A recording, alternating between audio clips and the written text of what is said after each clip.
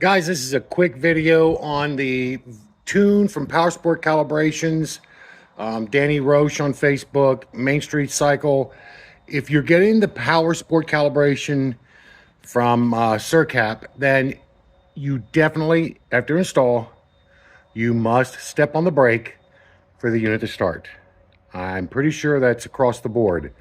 At first, when I tried to start mine, it wouldn't start. I put my foot on the brake because it's just a natural thing with my vehicles, the ones that I drive every day. Got to put your foot on the brake to start it. So just put your foot on the brake, guys. The unit should fire right up, no issues. Enjoy the tune.